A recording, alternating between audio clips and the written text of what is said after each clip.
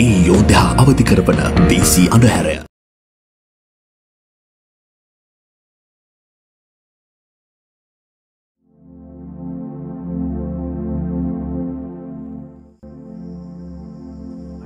එතකොට දැන් පැහැදිලි පුතේ මෙතෙක් කතා කරගෙන ආපු කොටස තුල බුදුදහම කිසිවිටක සෞන්දර්ය රසාස්වාදනය අවතක්සේරු නොකළ බව. ඒ වගේම උසස් වූ රසවින්දනය බුදුදහම තුල මැනවින් නැගියුම් කළා. ඉතින් බුදුන් වහන්සේ මෙන්ම බුද්ධ ශ්‍රාවක ශ්‍රාවිකාවන් පවා ස්වභාවික සෞන්දර්ය මෙන්ම නිර්මාණාත්මක සෞන්දර්යයක් බොහෝ සෙයින් නැගියුම් කළා. එතකොට අපිට ඒක මූලික බෞද්ධ සූත්‍ර අධ්‍යයනය කරද්දී වඩා හොඳින් අපි මේ වෙද්දි පැහැදිලි කරගත්තා. දැන් මේ කියන මාතෘකාවේ අවසාන ගැළපීම අහලා තියෙන්නේ ප්‍රබුද්ධ හා සංවේදී ගුණයන්ගෙන් යුතු මානව සමාජයක් බිහි කරන්න කොහොමද මේ සෞන්දර්ය රසාස්වාදනය පිළිබඳ බෞද්ධ ගැන්වීම් උපකාරී වෙන්නේ කියන ප්‍රශ්නය තමයි අපෙන් අහන්නේ.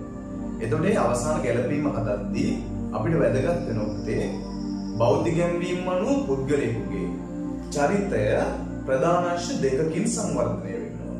බෞද්ධ ගැන්වීම් අනුව පුද්ගලයාගේ චරිතය ප්‍රධාන අංශ දෙකකින් සංවර්ධනය වෙන්න ඕන.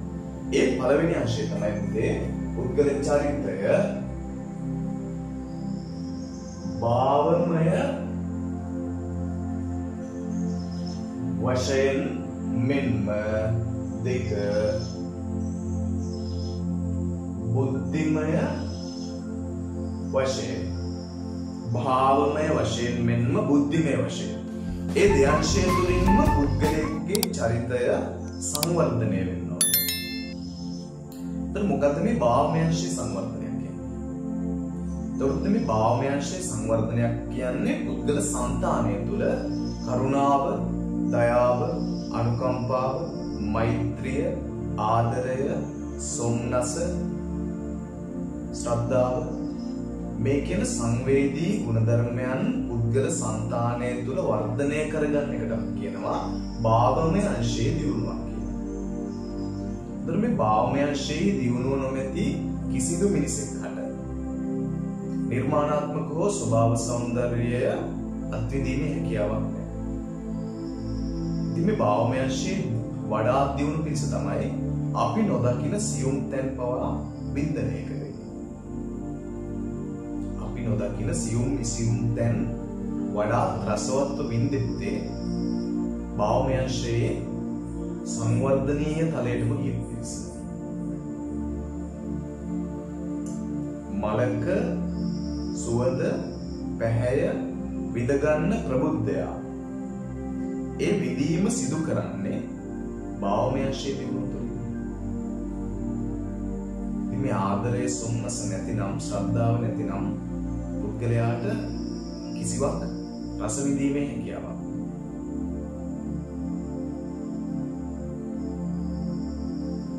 දැන් මේ මාතෘකාවෙන්ම චුට්ටක් එළියට ගිහිල්ලා පාඩමෙන් එළියට ගිහිල්ලා ජීවිතය ගැන බැලුවොත් PC කියන්නේ ජීවිතය හදන ජීවිතය උගන්වන විෂයක්. මේක ජීවිත දර්ශනයක් නේ.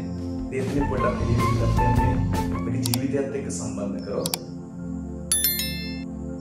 බොහෝ දරුවෝ සහ වැඩිහිටියෝ වරද්ද ගන්න ප්‍රධාන තැනක් තමයි මේ කැමැත්ත සහ ආදරය අතර වෙනස හඳුනා ගන්න බැරි එක. කැමැත්ත සහ ආදරය අතර තියෙන වෙනස හඳුනා ගන්න බැරි වීම තුළ තමයි බොහෝ දරුවෝ විභාගයේ මෙන්ම ජීවිතයක් විනාශ කරනවා.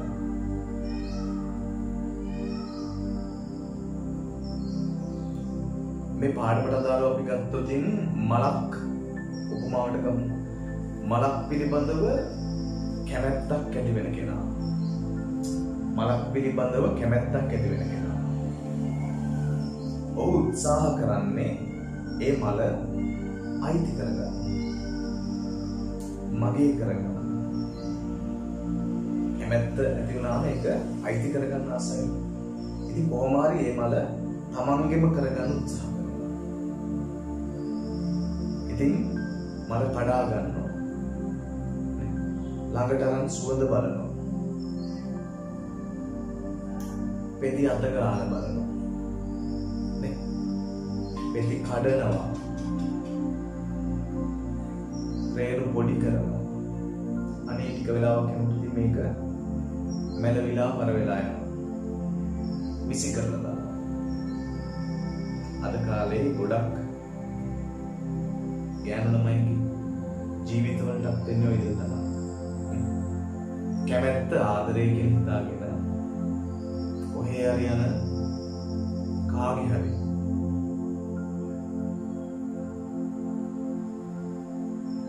වචන ටිකකට රැවටිලා නේ. මුලාවෙන් දරුවෝ තමයි අයිට පෑගෙන දූවිලි බවට පත් වෙලා අද සමාජයේ දුක් විඳිනවා. ඕනතර. නමුත් ආදරය කියන්නේ ඊට වඩා පුතේ උතුම් දෙයක්. අපිට ඒ මල පිළිබඳ ආදරයක් ඇති වුණොත් ඒක අයිති කරගන්නේ අපි. අපි ඒක කඩා ගන්නෑ. මල් පෙළේට වතුර ටිකක් දානවා. පොහොර ටිකක් දානවා. පෝෂණය කරනවා. ඒක වඩාත් හොඳින් විකසිත වෙනවා දැකලා අපි හදවතින්ම සතුටු වෙනවා.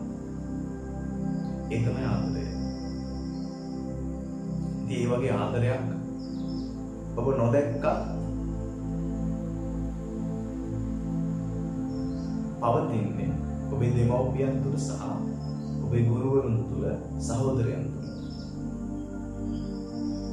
ඔබ පෝෂණය වෙනවා දැකලා, දියුණු වෙනවා දැකලා, ලස්සන වෙනවා දැකලා, විභාගය දිනනවා දැකලානේ ඔබේ සතුට දැකලා සතුටු වුණු පිරිසක් වෙනවා නම් ඒ තමයි ඔබේ දෙමව්පියෝ, සහෝදර සහෝදරියෝ, ඒ ළඟම ඉන්න ඔබේ ගුරුවරු. ඉතින් ඕක අවබෝධ කරගන්න පුතේ බොහොම සීමිත පිරිසක්. ඕක තේරුම් ගන්න බොහොම පොඩි පිරිසක්. බොහෝ දෙනා ඕක හඳුනා ගන්න බැරුව මුලා වෙලා අසරණ භාවයට පත් වෙනවා. අතීත පටාචාරවල වගේ නූතන පටාචාරාවෝ ඕනෑ තරම් වෙනසකට තියෙන පිහිට වෙන්න බුදුන් වහන්සේ කෙනෙක් නොමැති වීම පමණයි. පිහිට වෙන්න බුදුන් වහන්සේ නොමැතිකම තමයි එකම ගැටලුව. එතකොට ප්‍රේමය, රාගය, ආදරය, කැමැත්ත වෙන් කරගන්න බැරි සමාජයක තමයි අපි අද ජීවත් වෙන්නේ. මේ ප්‍රේමය ගැන කතා කරනවා නම් අපිට බෞද්ධ සාහිත්‍ය තුළ ඕනෑ තරම් උදාහරණ තියෙනවා. ජාතක කතා සාහිත්‍ය පුරාම තියෙනවා ඕන තරම්.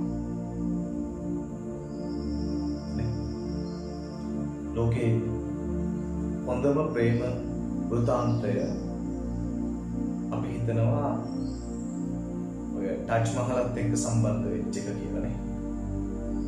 නමුත් බුදුදහමත් එක්ක ලැබුණු ඒ සිද්ධාර්ථ යශෝදරා ඒ ප්‍රේමයෙන් තරම් උතුම් ප්‍රේමයක්, සෙනෙහසක්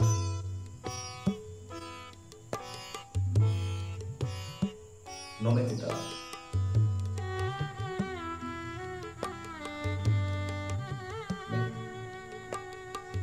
සුමේද තාපස වෙලා ඉපදුණු අවදී ඒ දීපංකර බුදුන් දවස තමයි ඒ ප්‍රේම වෘත්තාන්තයේ ආරම්භය. එතෙන්දි තමයි ප්‍රාර්ථනා කරන්නේ.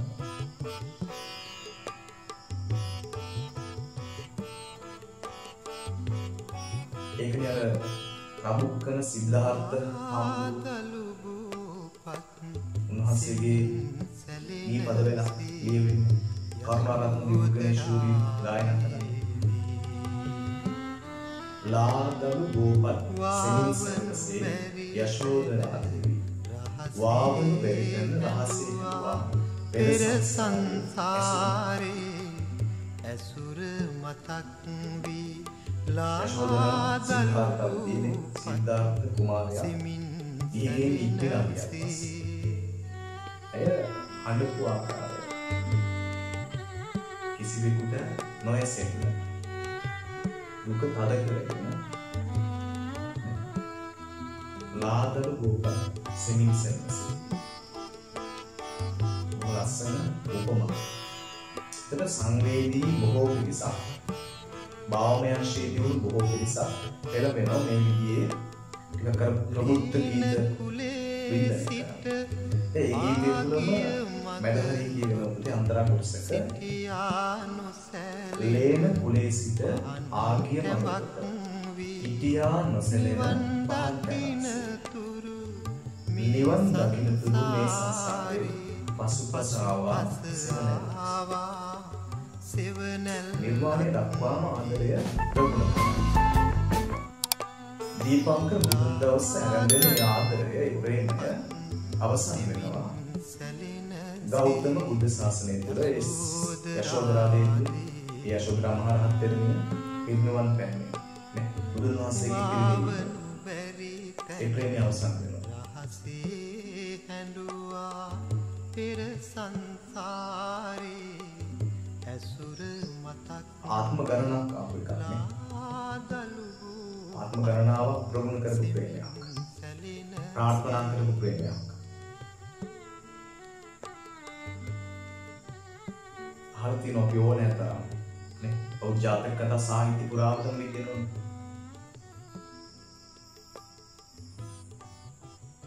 චන්නකින්නර ජාතකය ගත්තොත් නේ කිඳුරිය සම්බන්ධ කතාවෙදි අපි අහලා තියෙනවා ඔක නේ කුස ජාතකය ගත්තොත් කුස පබාවති පුවතින් අපි ඔක අහලා තියෙනවා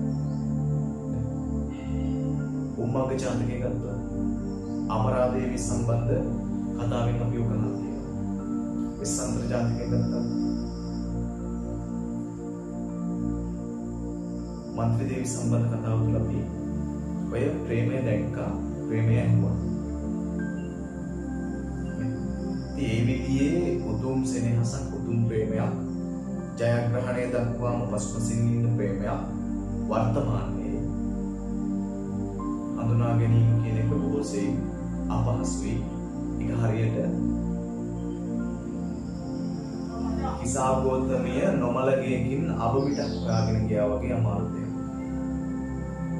ඒ ප්‍රේමය සම්බන්ධ කරනවා නමුත් ඒ ප්‍රේමය අපි අද දකිනවා අපේ දෙමව්පියන් තුළ සහ ඔබේ ගුරුවරුන් තුළ ඔබේ දියුණුව දක්වාම ඔබ නොහැර ඔබ වෙනුවෙන් අසීමිත කැපකිරීමක් කරන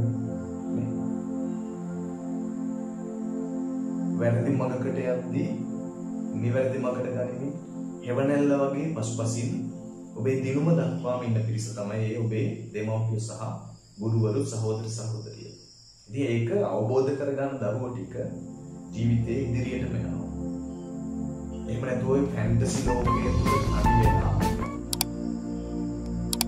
වෙනත් ආදර කතා එක්ක පැටලෙන්න ගිය බහුතරයක් දෙනා විශේෂයෙන්ම මේ වයස තුල වර්තමාන සමාජය තුල නේ අසරයන් බවට පත් වුණු අවස්ථා ඕනතරම් අපි දැකලා තියෙන ඕනතරම් අහලා තියෙනවා.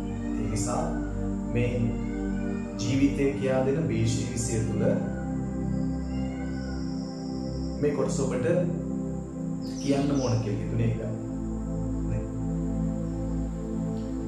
එතනින් අපි නැවත ආඩමට සම්බන්ධ වෙද්දී අපි දැන් කතා කරමින් හිටියේ පුද්ගලයා තුළ භාවමයන්ශයේ දියුණුවක් තියෙන්න ඕන සෞන්දර්යාත්මක දෙයක් වින්දනය කරන්න. මලක සුවඳ පැහැය විඳින ප්‍රබුද්ධයා. ඒක විඳින්නේ පුතේ භාවමයන්ශයේ දියුණුව තුලින්. ඒ මලම මැලවෙන විනාශ වෙන එකක් බව තේරුම් ගන්න ඔහු බුද්ධිමයන්ශයේ සංවර්ධනය තුලින්. යමක් විඳින්නේ සංවේදී නිසා ඒකේ යථාර්ථය දැනගන්නේ බුද්ධිමත් නිසා. ඉතින් ඔය දෙයන්ශයෙන්ම පිරිපුන් ගුණාත්මක මිනිසෙක් විහි කිරීම තමයි සෞන්දර්ය රසාස්වාදනය පිළිබඳ බෞද්ධ ඉගැන්වීම් තුළ සහ ආකල්පය තුළ ප්‍රධාන අරමුණ බවට පත් කරගන්න. දැන් බුදුන් වහන්සේට මල් පූජා කරන ඕනතරම් පූජා කරලා තිබෙ පොඩි කාලේ තමයි පූජේමි බුද්ධං කුස්මේන නේන පුඤ්ඤේන මේතේන ලභාමි මොක්ඛං උප්පම් විලායාති යථායි ධම්මේ කායෝ තථායාති විනාශ භාවං. බුදුන් වහන්සේ මේ සුවඳවත් වූ මල් පූජා කරන්නා වූ ප්‍රබුද්ධයා ඒ මල්වල සුවඳ පැහැය මනරින් හඳුනනවා. මනරින් හඳුනනවා. ඒ මල් මිලාන වන බවත් ප්‍රඥාව තුළින් දකිනවා. ඒ මල් මිලාන වන බව ප්‍රඥාවෙන් දකිනවා. එතන පොඩි ඉඟියක් දෙනවා. ඒ මල් මිලානවල පරිද්දෙන්න. උප්පම් මිලායති යතා ඉදම්මනේ. කායෝ තථායාති විනාශ භාවය. තමන්ගේ කයත් විනාශ වෙනවා. ඒ යථාර්ථය දකින්න. ඒ යථාර්ථය දැනගෙන ජීවත් වෙන්න. ඒ යථාර්ථය දැනගෙන ජීවත් වෙන්න. ඒ නිසා යථාර්ථවාදීව හිතන්න. ඊර්ෂ්‍යාව, ක්‍රෝධය, වෛරය තුරන් කරන්න. ඒක තමයි මෙතනින් අපි ගන්න ඕන පාඩමනේ. ආදරය, කරුණාව, දයාව, මෛත්‍රිය, ශ්‍රද්ධාව වර්ධනය කරන්න. ඉතින් මේ විදිහේ සංවේදී හා ප්‍රබුද්ධ ගුණාත්මක මානව සමාජයක් ගොඩනැගීම තමයි බෞද්ධ සෞන්දර්ය රසාස්වාදනයේ ප්‍රධාන අරමුණ බවට පත් වෙන්නේ. ඉතින් ඔබ ඔබේ පිළිතුරු තුළ අවසාන සනාථ කිරීම හදා ගන්නත් ඕන ඔය විදිහට තමයි. බෞද්ධ ශිෂ්ටාචාරයේ දෙනත්‍ර වැටිය නොහැකි විශිෂ්ටත්වය